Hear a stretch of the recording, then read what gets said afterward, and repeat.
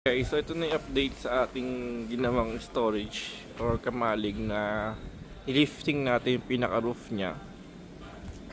So na-coveran na siya almost, no? Yan, no? So may cover na dito. Yan, ito yung mga old na yero or ni-recycle nating mga yero.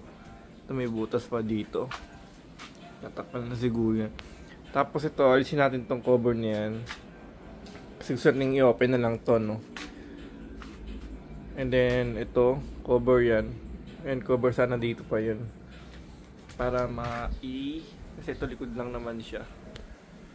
Ayan. So, para yung hangin pasok dito, okay. Makaberan siya. And ito na halos, medyo mataas siya. No? Kung para before na ang yellow lang natin hanggang dito eh. Ito lang oh. So, mainit talaga. Direct to sunlight kasi yun. So, ayan yung pinakating yero na recycle again, and then nilift natin siya guys. Ayan, medyo mataas na siya, almost ayan, taas na yan. So at least yung hangin na lang papasok, hindi masyadong di ba? Yun, iniwan natin yun before. So yung mga ibang konting abubot natin ilagay pa sa taas. Ito mga plant ko ilagay sa ibabaw na lang din yan halos, para at least may space pa dyan, space para dito. And then maglalagay siguro tayo ng mga shelves dito kung sakali, kung meron pa tayong malitirang mga kahoy.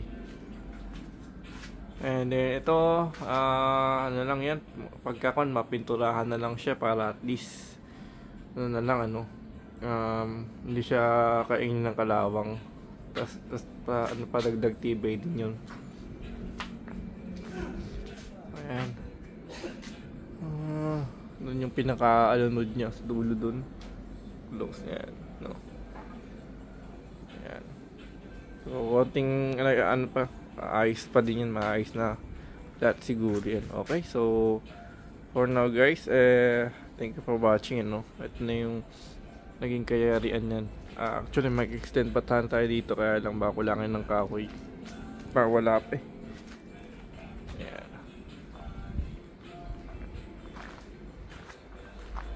Medyo maluwang-luwang na rin kahit paano yan.